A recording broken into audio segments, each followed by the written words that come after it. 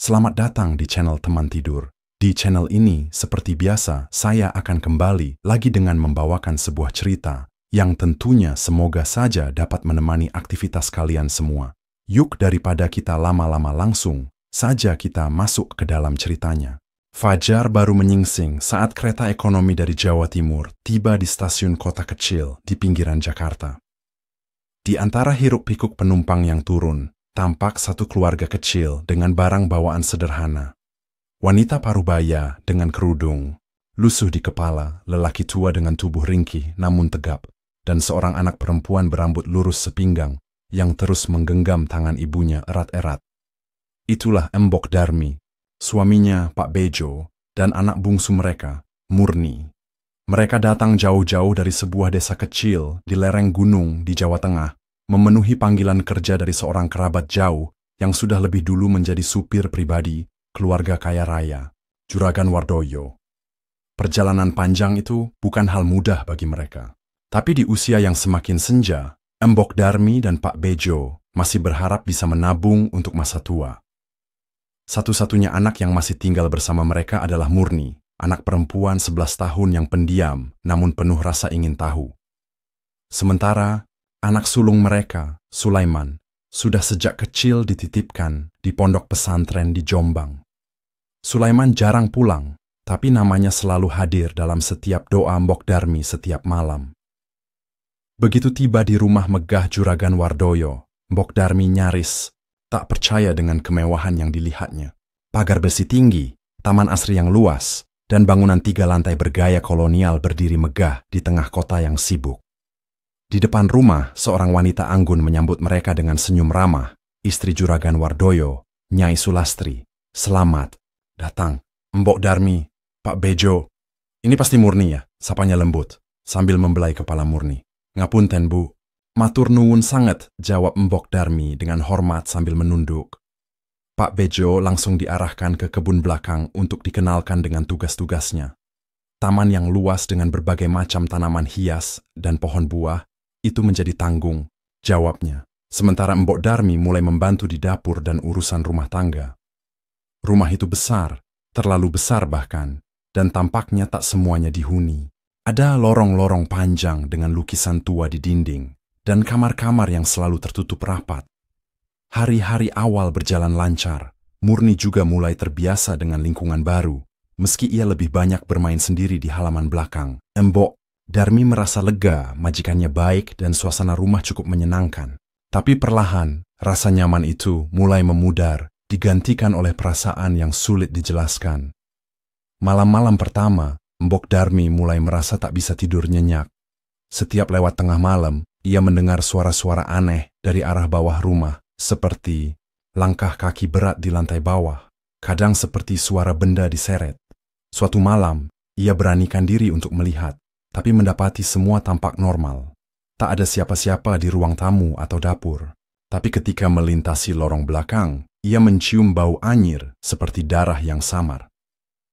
Ia pernah menanyakan soal ruang bawah tanah kepada asisten rumah tangga lama yang bekerja di sana hanya setengah hari. Itu gudang lama, Mbok. Kunci cuma Pak Juragan yang pegang. Saya juga nggak pernah masuk.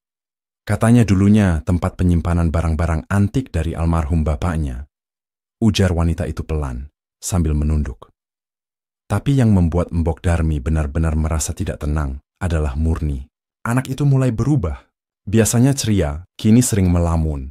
Kadang ia duduk di bawah pohon mangga besar di belakang rumah sambil menggambar sesuatu. Saat Mbok Darmi melihat gambarnya, ia terkejut.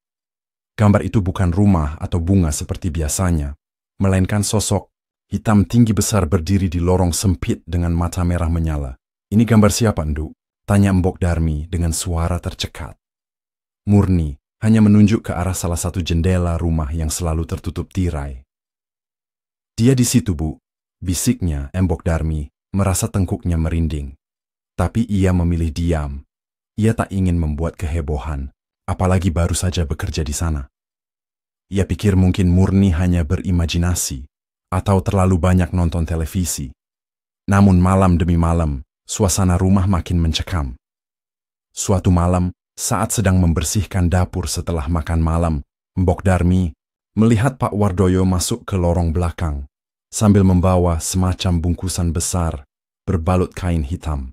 Ia membawanya ke arah pintu ruang bawah tanah yang terkunci. Tak lama, suara decitan pintu berat terbuka terdengar, lalu hilang. Ketika Mbok Darmi mengintip dari celah, ruang itu sudah kembali gelap dan sepi, seperti tak ada yang terjadi. Keesokan paginya, suasana rumah lebih sunyi dari biasanya. Salah satu supir tidak masuk, dan istri juragan terlihat murung. Saat makan siang, pembantu harian membisikkan sesuatu ke telinga Mbok Darmi. "Mas Seno, supir itu, semalam katanya kecelakaan, tapi mayatnya susah dikenali." Mbok Darmi membeku. Hatinya seperti ditarik jatuh ke dasar perut. Ia mulai merangkai potongan-potongan aneh itu di pikirannya, tapi belum bisa menyimpulkan apa-apa. Yang jelas, perasaan tidak enak semakin kuat. Dan ia tahu, suatu hari nanti, ia harus memutuskan bertahan demi pekerjaan atau menyelamatkan anaknya sebelum semuanya terlambat. Rumah makan milik Juragan Wardoyo terletak tak jauh dari kediaman mewahnya. Dari luar, tempat itu tampak seperti bisnis keluarga biasa. Bangunannya besar, bergaya tradisional Jawa, dengan sentuhan modern, halaman luas penuh tanaman hias, dan selalu ramai pengunjung. Namun di balik aroma masakan yang menggoda dan senyum para pelayan, ada ketegangan yang nyaris bisa diraba di udara. Sejak Mbok Darmi dan Pak Bejo mulai bekerja di rumah juragan, mereka sesekali diundang untuk membantu di rumah makan saat ada acara besar. Dari situlah Mbok Darmi mulai mengenal beberapa karyawan tetap, termasuk seorang pria parubaya bernama Pak Rasman. Ia sudah bekerja di sana selama hampir 2 dekade. Rambutnya sudah memutih, tapi gerak-geriknya masih lincah. Suaranya pelan dan berat, seolah menyimpan banyak cerita yang tak pernah tuntas diceritakan. Suatu sore setelah acara hajatan keluarga besar juragan, Mbok Darmi duduk sebentar di belakang dapur rumah makan. Pak Rasman datang membawa 2 gelas teh manis dan duduk di sampingnya. "Saya perhatiin sampean dari awal kerja." "Sampean hati-hati ya, Mbok," katanya tiba-tiba. Mbok Darmi menoleh dengan alis berkerut. "Maksudnya, Pak?" Pak Rasman menatap ke halaman, suaranya nyaris tak terdengar. "Tiap tahun, selalu ada satu yang pergi. Meninggal. Tapi nggak wajar." Perlahan, cerita demi cerita mengalir. Ia mulai dari 10 tahun lalu, saat seorang koki tiba-tiba jatuh pingsan di dapur dan tak pernah bangun lagi.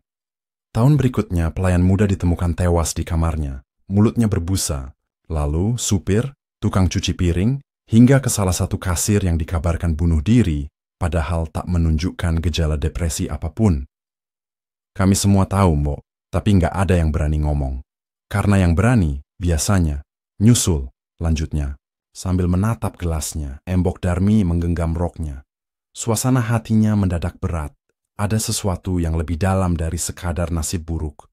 Apalagi belakangan ini, ia makin sering melihat cahaya samar dari jendela loteng rumah juragan saat tengah malam, padahal semua lampu seharusnya mati. "Sampean pernah lihat kamar bawah? Yang pintunya selalu dikunci?" tanya Pak Rasman lagi. Mbok Darmi hanya mengangguk pelan. Ia ingat betul aroma anyir yang pernah mencuat dari balik pintu itu. "Itu bukan gudang biasa, Mbok. Itu tempat dimulainya semuanya." Pembicaraan itu terhenti saat pelayan lain memanggil Pak Rasman.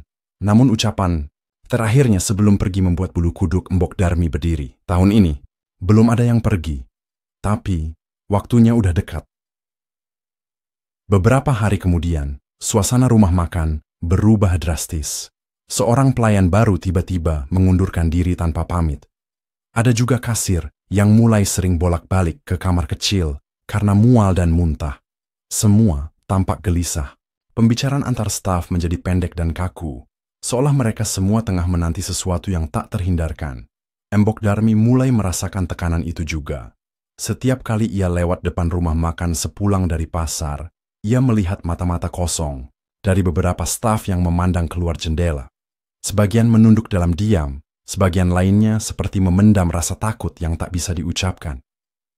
Suatu malam, sekitar pukul 2 dini hari, Mbok Darmi bangun karena suara ketukan pelan dari arah belakang rumah. Ia menengok ke jendela kamarnya dan samar-samar melihat sosok Pak Wardoyo mengenakan pakaian serba hitam berjalan ke arah loteng. Di belakangnya, seseorang membawa sesuatu dalam karung hitam besar. Ada cahaya merah redup yang terpancar dari sela pintu yang sempat terbuka. Dan suara itu, seperti nyanyian dalam bahasa yang tak pernah ia dengar sebelumnya, datar, monoton, namun menggetarkan dada. Mbok Darmi memeluk Murni yang tidur pulas di sampingnya. Ia berbisik dalam hati, meminta perlindungan dari Yang Maha Kuasa. Pagi harinya, kabar buruk datang. Pak Rasman ditemukan tak bernyawa di kamar kontrakannya. Wajahnya pucat, matanya terbuka lebar seolah melihat sesuatu yang sangat menakutkan sebelum ajal menjemput. Tubuhnya kaku dengan tangan terlipat rapi di atas dada. Polisi datang, tapi kasus itu cepat ditutup. Serangan jantung, begitu katanya. Namun, semua orang yang pernah berbicara dengan Pak Rasman tahu, ia sehat. Ia tak punya riwayat penyakit. Dan yang lebih membuat mereka ngeri, semalam, beberapa tetangga mendengar suara-suara aneh dari kamar Pak Rasman. Seperti seseorang sedang membaca mantra, atau menangis dalam bahasa yang tidak dikenal. Mbok Darmi duduk di ruang belakang rumah juragan sore itu, memandangi langit yang mendung.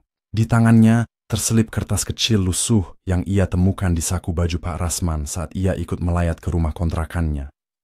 Hanya ada satu kalimat ditulis tangan di sana. Yang mati bukan karena ajal, tapi karena janji yang dibayar dengan darah. Napasnya tercekat. Dalam hati ia tahu, kejadian ini bukan kebetulan. Dan mungkin, waktu untuk menyelamatkan keluarganya semakin sempit. Pak Wardoyo duduk sendirian di ruang kerjanya yang remang. Di sekelilingnya tergantung foto-foto keberhasilan. Potret rumah makan saat grand opening, piagam penghargaan dari pemerintah kota, dan foto keluarganya yang tersenyum sempurna. Tapi, malam itu tak ada senyum yang bisa menenangkan hatinya. Sejak kematian Pak Rasman, mimpi-mimpi buruk datang silih berganti. Malam-malamnya tak pernah utuh. Ia sering terbangun dengan tubuh basah kuyup oleh keringat, napas tersengal, dan jantung berdebar seperti habis dikejar sesuatu. Dalam tidurnya, ia selalu melihat hal yang sama. Lorong panjang gelap, di ujungnya sosok tinggi berjubah hitam berdiri.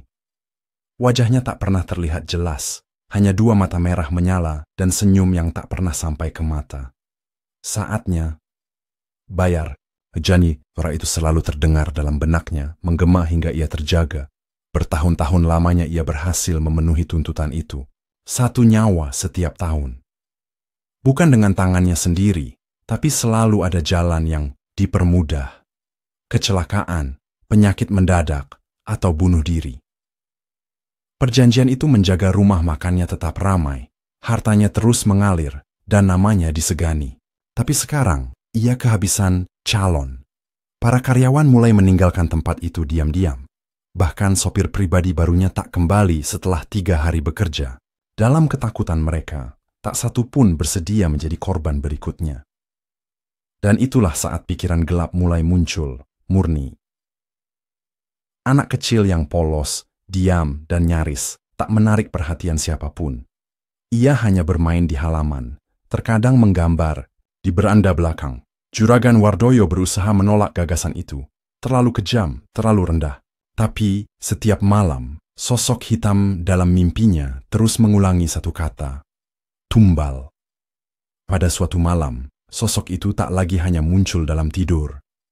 Ia mulai melihat bayangannya di cermin saat sedang bercukur. Terdengar langkah kaki berat di lorong meski rumah sunyi. Bahkan saat sedang duduk di ruang tamu, ia merasa seseorang mengawasinya dari balik gorden. Ia tahu waktunya semakin sempit. Murni mulai menunjukkan gejala aneh sepekan setelah Pak Rasman dimakamkan. Awalnya hanya demam biasa, tapi suhunya tak kunjung turun. Ia menggigil di siang hari, lalu mendadak panas membara di malam hari.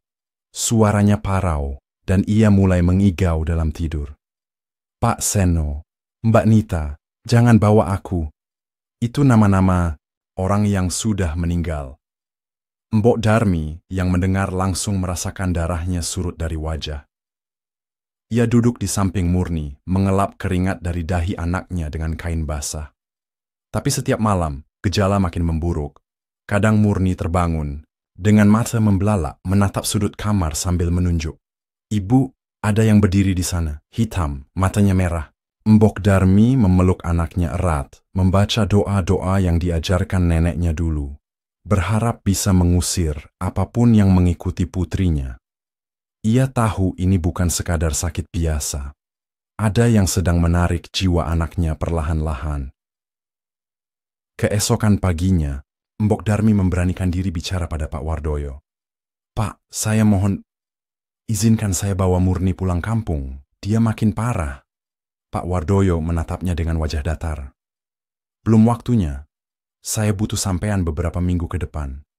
Di sini, dokter bisa menangani. Nanti saya bantu biaya. Jawaban itu seperti palu yang menghantam dada Mbok Darmi. Ia tahu majikannya tidak pernah sesopan itu, apalagi soal uang. Ada sesuatu yang disembunyikan di balik nada tenang itu. Tapi ia tak berani membantah. Ia hanya mengangguk pelan, menahan air mata yang hampir jatuh. Malamnya ia menatap Murni yang kembali menggeliat di atas kasur. Anak itu seperti sedang melawan sesuatu dalam tidurnya. Tubuhnya berkeringat, tapi tangannya sedingin, es. Pak Bejo, yang selama ini selalu tenang, mulai gelisah. Bu, anak kita itu nggak kena sakit biasa. Aku yakin ada yang ngedak beres di rumah. Ini, Mbok Darmi mengangguk lemah. Aku juga mikir begitu. Aku ndak sanggup, Jo. Kalau sampai Murni kenapa-kenapa. Pak Bejo menghela napas berat. Ia pun pernah merasa hal aneh saat sedang memangkas pohon di halaman belakang. Bayangan hitam berdiri sebentar di antara dua pohon pisang, lalu lenyap saat ia mencoba mendekat. Mereka berdua akhirnya sepakat, Murni harus segera dibawa pulang. Tapi mereka tahu, tak akan mudah meminta izin dari juragan yang kini seperti diselimuti kabut hitam yang lebih tebal setiap harinya. Di kamar kerjanya, Pak Wardoyo berdiri di depan jendela. Hujan turun perlahan. Ia memejamkan mata. Suara itu datang lagi. Kali ini lebih jelas, lebih dekat. Waktumu habis. Pilih. Anak itu atau Nuius sendiri. Ia menggenggam lengan kursinya, wajahnya pucat. Di luar, kilat menyambar. Dan sesaat ia melihat pantulan wajah iblis itu berdiri tepat di belakangnya dari bayangan kaca. Ia menoleh cepat, tapi tak ada siapa-siapa. Namun di atas meja kerjanya, secarik kertas lusuh tergeletak, basah oleh embun. Di jendela yang terbuka sedikit, tulisan di sana menggunakan darah, bukan tinta, tumbal harus dibayar. Sejak Murni jatuh sakit, dan mimpi-mimpinya menjadi semakin aneh dan menyeramkan, Mbok Darmi mulai merasa waktu terus mendekat ke sesuatu yang buruk.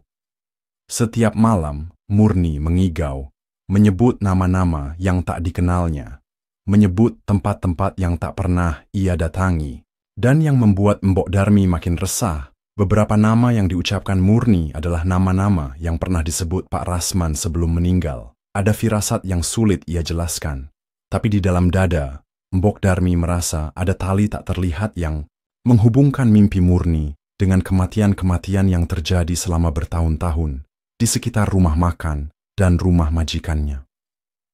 Suatu pagi, setelah memastikan Murni bisa ditinggal sebentar bersama Pak Bejo, Mbok Darmi menyelinap keluar rumah dengan alasan membeli jamu. Tapi sebenarnya, ia menuju sebuah rumah kecil di gang sempit tak jauh dari rumah makan. Rumah itu milik seorang pria tua bernama Pak Ndari, mantan tukang masak di rumah makan Wardoyo yang sudah lama menghilang tanpa jejak.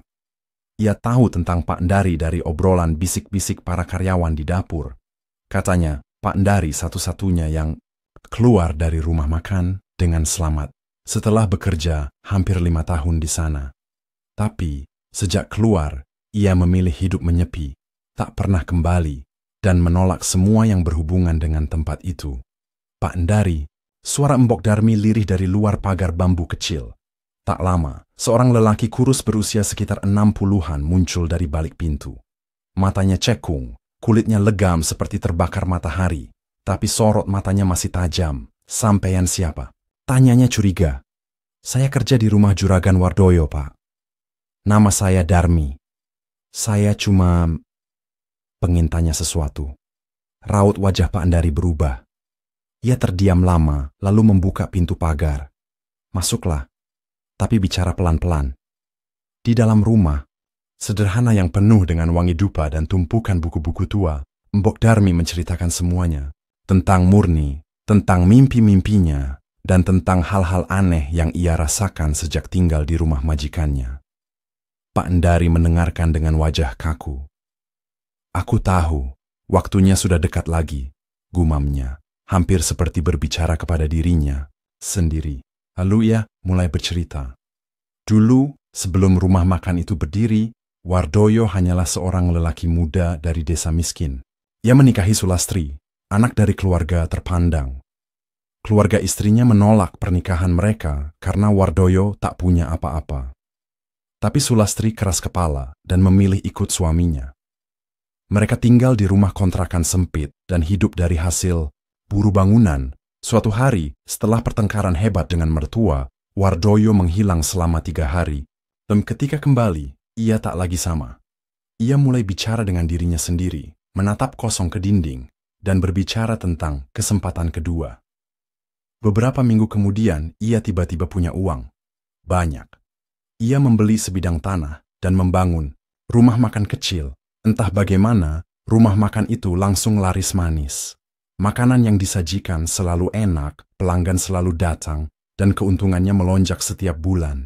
Tak lama setelah itu, rumah besar dibangun. Semua tampak seperti keajaiban, tapi keanehan muncul dari dalam. Karyawan pertama yang mati, itu temanku. Namanya Harun. Sehat-sehat, tiba-tiba jatuh di dapur. Matanya terbuka lebar, wajahnya seperti orang ketakutan. Setelah itu, setiap tahun pasti ada yang nyusul, kata Pak Endari dengan suara gemetar. Ia sendiri pernah hampir menjadi korban, katanya. Tapi ia sempat mencium bau menyan dan darah di salah satu malam ketika Wardoyo menghilang selama berjam-jam. Ia menyelinap ke lantai bawah rumah dan hampir saja membuka sebuah ruang tersembunyi di bawah tanah sebelum dipergoki. Sejak saat itu, ia merasa selalu diawasi. Ia pun memutuskan pergi diam-diam dan tak pernah kembali. Saya yakin dia buat pesugihan, tumbal. Nyawa dibayar untuk harta. Tapi pesugihan itu bukan main-main, Mbok. Ada harga yang akhirnya harus dia bayar sendiri. Mbok Darmi merinding. Napasnya tertahan di tenggorokan. Ia tak menyangka bahwa kebaikan yang selama ini ditunjukkan Juragan Wardoyo hanyalah kedok dari perjanjian yang jauh lebih mengerikan. Dan istrimu, Pak? Bu Sulastri? Tanya Mbok Darmi pelan. Pak Endari menggeleng pelan. Dia nggak tahu apa-apa. Dia pikir suaminya cuma kerja keras. Padahal dia cuma wanita baik yang diperalat. Mbok Darmi menunduk. Ia ingat betapa tulusnya Bu Sulastri memperlakukan dirinya dan Murni. Ia juga yang diam-diam memberi izin saat Mbok Darmi ingin membawa Murni berobat keluar. Tapi sekarang, semuanya terasa lebih kompleks dari yang ia bayangkan. Sebelum pamit, Pak Endari menyerahkan sesuatu, sebuah jimat kecil yang dibungkus kain kafan tipis, dengan doa-doa tua yang ditulis tangan, simpan ini dekat anakmu. Kalau dia masih bisa diselamatkan, ini akan menghalangi makhluk itu mendekat. Dalam perjalanan pulang, Mbok Darmi merasa pikirannya penuh. Ia tahu, tak bisa lama-lama menunggu. Perjanjian itu bukan sekadar urusan harta, tapi darah. Dan dari semua anak yang pernah bekerja di rumah juragan, hanya Murni yang cukup lemah untuk dijadikan sasaran. So ia harus berbuat sesuatu sebelum semuanya terlambat. Malamnya Murni kembali mengigau. Tapi kali ini suaranya lebih tenang, seolah sedang menyampaikan pesan. Ibu, jangan biarkan aku masuk ruangan itu. Jangan buka pintunya. Mbok Darmi menatap ke arah dinding yang menghadap ruang bawah tanah. Keringat dingin mengucur dari pelipisnya. Ia tahu sekarang, mimpi-mimpi itu bukan sekadar gangguan. Murni sedang memperingatkan mereka. Langit sudah gelap saat Mbok Darmi berdiri di dapur, tangannya gemetar menggenggam gelas kosong. Di dalam kamar, Murni kembali mengigau, menyebut-nyebut pintu yang tak boleh dibuka. Sementara Pak Bejo duduk di tepi ranjang, membaca ayat-ayat pendek yang masih ia hafal. Udara malam itu terasa berat. Heningnya rumah seperti menyembunyikan sesuatu yang sedang mengintai dari balik dinding. Embok Darmi tahu waktunya hampir habis. Ia sudah tak bisa menunggu lebih lama. Sejak pertemuan dengan Pak Endari dan jimat yang kini selalu ia sematkan di bawah bantal murni, gejala putrinya tak memburuk, tapi juga tak membaik. Sementara mimpi-mimpi yang datang semakin jelas, semakin mengerikan. Dalam igawan terakhir, Murni sempat menyebut nama Pak Wardoyo. Bukan dengan nada takut, melainkan penuh iba. Ibu, Pak Juragan. Dia juga diseret, bisik Murni. Keesokan malamnya, dengan tekad bulat dan keberanian yang timbul dari naluri seorang ibu, Mbok Darmi menghadap Nyai Sulastri di ruang tengah. Ia berlutut, menahan air mata. Bu, saya mohon, izinkan saya pulang. Malam ini, Murni, anak saya bu. Dia nggak akan kuat kalau saya tunggu sampai besok. Nyai Sulastri menatap Mbok Darmi lama. Matanya merah, seolah ikut menahan beban yang tak bisa ia ungkap. Ia tahu suaminya berubah dalam beberapa tahun terakhir. Ia melihat bagaimana rumah makan mereka berkembang terlalu cepat, dan bagaimana karyawan datang dan pergi dengan cerita-cerita yang membuat bulu kuduk berdiri.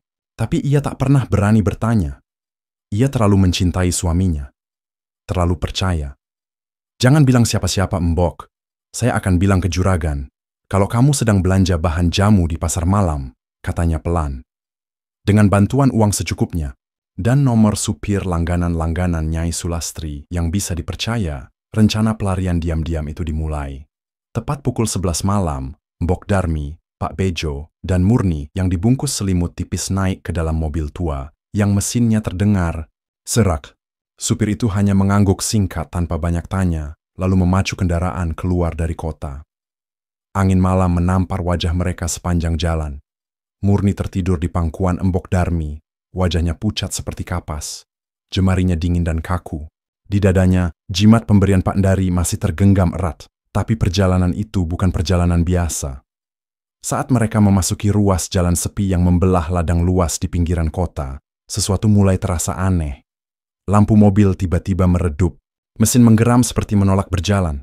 Dan dari kejauhan, kabut tebal turun perlahan menyelimuti pandangan. Supir itu memperlambat laju mobil. Bu, ini aneh. Biasanya jalan ini terang. Belum sempat Mbok Darmi menjawab, sebuah truk besar muncul dari balik kabut. Melaju kencang tanpa lampu. Supir menjerit, membanting setir ke kiri. Mobil mereka nyaris terguling, masuk ke parit kecil di pinggir jalan. Suara logam beradu dan kaca pecah memekakkan telinga.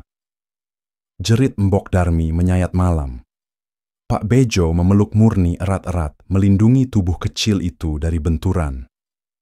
Truk itu lewat begitu saja, tanpa menabrak, tanpa suara rem, seolah bukan kendaraan. Biasa, seolah hanya bayangan, ancaman dari dunia yang tak terlihat. Setelah memastikan semua selamat meski lecet-lecet kecil, mereka kembali ke jalan. Supir memacu mobil lebih kencang, kali ini dengan wajah pucat pasi dan mulut yang tak henti-hentinya berzikir. Menjelang subuh, mereka akhirnya tiba di kampung halaman. Udara desa masih bersih, diselimuti embun pagi, dan aroma kayu bakar dari tungku.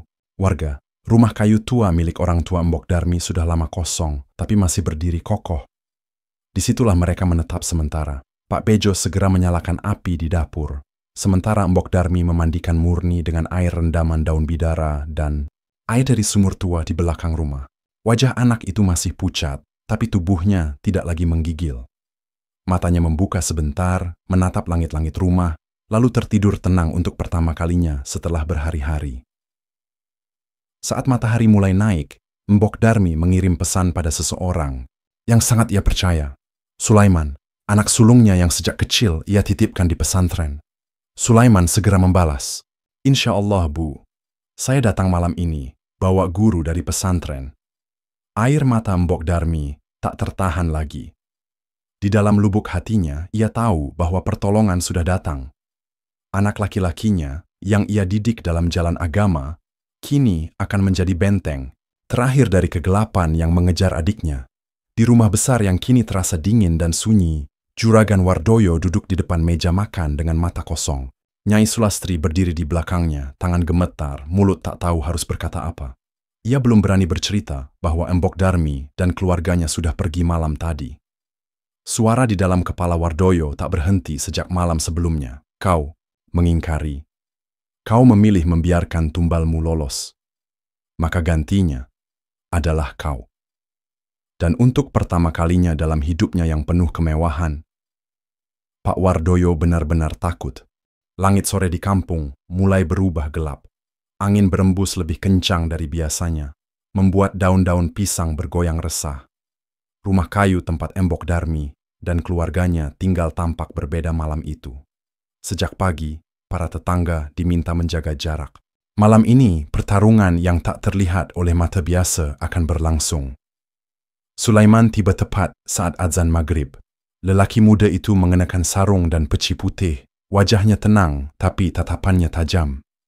Di belakangnya, seorang lelaki paruh-baya, berperawakan kurus, tapi berwibawa turut masuk ke rumah. Ustaz Karim, guru ngaji yang dihormati di pesantren tempat Sulaiman menuntut ilmu, dikenal memiliki kemampuan dalam ruqyah dan penyembuhan spiritual. Di dalam kamar, Murni terbaring lemah. Matanya terbuka, tapi tak fokus. Nafasnya pelan, hampir tak terdengar. Sejak pelarian dari kota, ia belum sepenuhnya sadar. Sesekali ia berbisik, pelan, seperti menjawab seseorang yang tak terlihat. Ustaz Karim duduk di samping tempat tidur, membuka kitab kecil yang sudah lusuh. Sulaiman mempersiapkan air dalam baskom yang sudah dicampur daun bidara dan garam. Di sudut ruangan, Pak Bejo dan Embok Darmi duduk bersimpuh, berdoa dalam hati dengan tangan yang tak henti bergetar. Anak ini sudah ditandai, ujar Ustaz Karim pelan. Tapi insya Allah, selagi masih hidup, masih bisa diselamatkan. Ritual ruqyah dimulai. Ayat-ayat suci mengalun dari mulut sang ustaz, tenang namun kuat, menggema dalam ruangan kecil itu. Sulaiman ikut membaca, suaranya menyatu dengan irama ayat-ayat Al-Quran, mengisi udara dengan energi yang menenangkan namun juga menusuk. Beberapa menit pertama berjalan tenang, tapi saat Ustaz Karim sampai pada bacaan ayat kursi, tubuh Murni tiba-tiba menegang, matanya melotot, mulutnya menganga tanpa suara. Jemarinya mencakar udara, dan dari tenggorokannya keluar suara serak, bukan suara anak kecil. Aku sudah ditunggu, dia milikku. Sulaiman mempercepat bacaannya. Air dalam baskom dipercikkan ke wajah dan tubuh Murni. Seketika itu juga, lampu minyak di pojok kamar berkedip, lalu padam seketika. Angin dingin menerobos masuk dari celah-celah jendela yang tertutup rapat. Ruangan berubah gelap, kecuali cahaya temaram dari lilin kecil di sudut ruangan. Lalu, datanglah sosok itu. Tak semua bisa melihatnya dengan jelas, tapi udara berubah. Embok Darmi mencium bau amis, seperti darah dan daging busuk yang membusuk di bawah tanah. Di belakang Ustaz Karim, bayangan tinggi besar berdiri. Wujudnya tak sepenuhnya nyata seperti asam hitam yang menggumpal membentuk tubuh. Matanya merah menyala, dan dari tubuhnya menjuntai semacam rantai berduri yang menyeret lantai kayu, menimbulkan suara gesek mengerikan. Pak Bejo menjerit pelan, tubuhnya limbung. Tapi Ustaz Karim dan Sulaiman tak berhenti. Suara bacaan mereka makin keras, semakin kokoh melawan aura kegelapan yang mulai menekan ruangan. Allahu Akbar, keluarlah, jangan ganggu anak ini. Seru Ustaz Karim sambil menyiram air ruqyah ke arah Murni, dan bayangan itu, makhluk itu mengeluarkan suara pekikan tinggi, seperti jeritan ribuan jiwa yang tersiksa. Tubuh Murni menggeliat hebat, hampir terlempar dari tempat tidur. Tapi tangan Sulaiman menahannya, sementara mulutnya tak berhenti melantunkan ayat-ayat perlindungan. Perang batin antara doa dan kegelapan berlangsung selama hampir 1 jam. Jerit dan denting rantai, udara dingin dan rasa sesak bercampur menjadi satu, hingga akhirnya, di tengah ayat terakhir, bayangan hitam itu mulai meredup.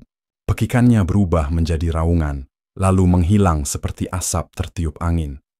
Saat lilin kembali menyala, Murni terdiam.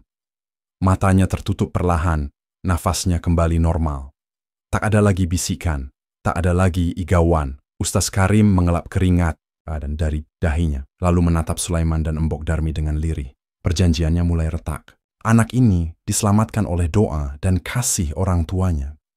Tapi, makhluk itu tidak akan tinggal diam. Ia akan menagih ganti. Embok Darmi menatap wajah anaknya yang kini tampak damai untuk pertama kalinya setelah berhari-hari. Air mata jatuh tak Terbendung, ia tahu ini belum akhir, tapi setidaknya malam itu Murni telah kembali. Di waktu yang hampir bersamaan, di rumah besar kota, Juragan Wardoyo berdiri, mematung di ruang bawah tanah, ruang yang tak pernah dikunjungi siapapun kecuali dirinya. Di hadapannya, lingkaran tanah berwarna merah tua memancarkan cahaya samar. Lilin-lilin hitam di sekelilingnya mulai padam satu persatu. Kenapa gagal? Kenapa dia selamat? Gumamnya, suara gemetar bercampur panik.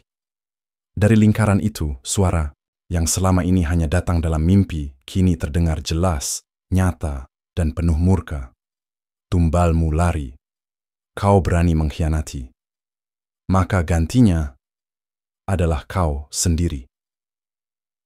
Tubuh Juragan Wardoyo bergetar hebat. Tangan kirinya perlahan berubah pucat, lalu membiru. Darahnya terasa mendidih, dan dari sudut matanya, air mata darah menetes.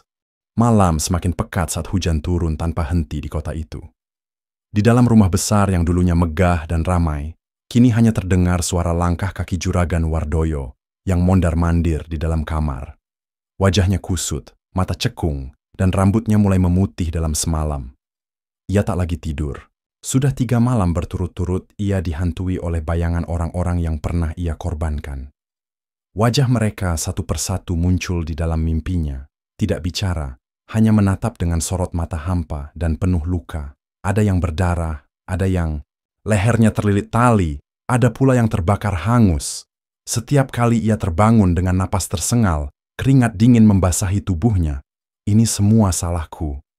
Tapi aku hanya ingin mereka menghargai aku. Hanya itu, gumamnya sambil menunduk di ujung tempat tidur. Suara seperti orang sekarat. Di dalam ruang bawah tanah, bekas tempat perjanjian itu diikat. Lingkaran darah yang biasa ia pakai untuk ritual kini tampak mulai pudar. Aroma anyir masih melekat di dinding, tapi cahaya merah yang biasanya menyala samar di tengah lingkaran kini hilang, sepi. Mencekam, hingga tiba-tiba terdengar suara berat menggelegar dari dinding ruangan. Tumbal gagal, janjimu batal, tubuhmu pengganti. Juragan menoleh cepat dan tepat di tengah ruangan, kabut hitam mulai terbentuk. Suara rantai menyeret lantai terdengar, diikuti sosok besar yang perlahan menampakkan diri. Sosok itu tak berbentuk pasti, seperti gumpalan asap padat, tinggi menjulang, dan memiliki mata yang menyala merah darah. Nafas makhluk itu seperti desis ular dan raungan binatang buas sekaligus. Tidak, tidak, aku sudah berikan nyawa mereka. Aku patuh, aku setia. Namun makhluk itu hanya tertawa pelan. Suara yang menggema dan mengguncang dinding. Tumbal gagal. Darah harus dibayar. Dan malam itu, Juragan Wardoyo berteriak untuk terakhir kalinya. Jeritannya tak terdengar keluar rumah, seolah ditelan tembok yang memang sengaja dibangun untuk menyimpan rahasia.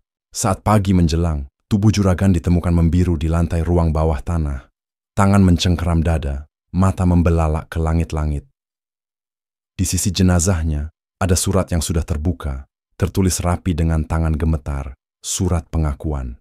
Tentang bagaimana ia dulu dihina oleh keluarga istrinya karena tak punya apa-apa. Tentang kebodohannya menerima tawaran orang pintar dari daerah pantai selatan.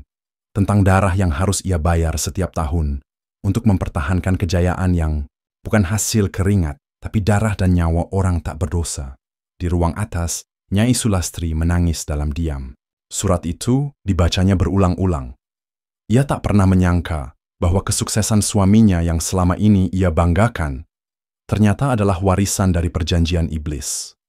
Ia menangis bukan hanya karena kehilangan, tapi karena selama ini ia hidup dalam kebohongan yang begitu gelap. Sore harinya, spanduk bertuliskan, ditutup untuk umum, dipasang di depan rumah makan. Tak ada lagi pegawai yang bekerja. Sebagian besar sudah lebih dulu mengundurkan diri karena trauma dan ketakutan. Berita meninggalnya Juragan Wardoyo menyebar cepat. Tapi tak ada yang benar-benar tahu penyebab pastinya. Hanya spekulasi dan bisik-bisik di antara warga yang berani bicara. Sudah waktunya.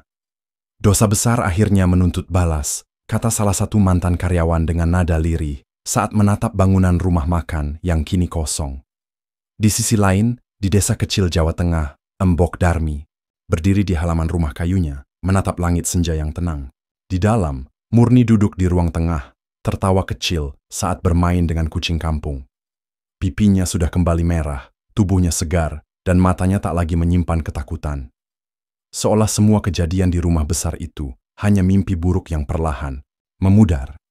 Pak Bejo duduk di serambi, menyalakan rokok kretek, sesekali melirik ke arah Murni dengan senyum tipis.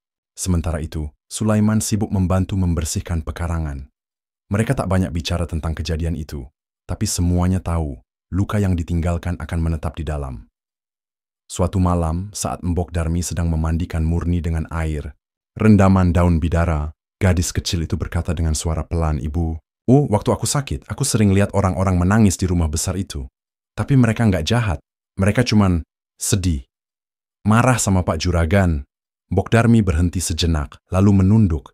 "Iya nak, mereka sudah bebas sekarang." Murni tersenyum, seolah memahami lebih banyak dari usianya yang baru 11 tahun. "Sekarang kita sudah di rumah beneran. Meski sudah jauh dari kota, bayang-bayang rumah besar itu akan selalu menjadi bagian dari kisah hidup keluarga kecil ini." Mereka telah menjadi saksi dari bagaimana keserakahan bisa menghancurkan bukan hanya satu jiwa, tapi banyak kehidupan. Mereka juga telah menyaksikan sendiri bahwa kebaikan, doa, dan kasih sayang keluarga bisa menjadi perisai terakhir melawan kegelapan. Dan setiap kali angin malam berembus melewati pohon bambu di belakang rumah, Mbok Darmi akan menatap langit, berbisik, "Pelan, semoga yang sudah pergi, benar-benar pergi, jangan kembali."